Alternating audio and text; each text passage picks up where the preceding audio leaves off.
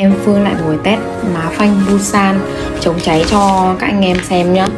Busan thì luôn luôn là sự lựa chọn an toàn và bền bỉ. Nó chống cháy hiệu quả cao. Và cái dòng này nó được làm từ mặc kim nhôm, mặc kim gang, mặc kim chì.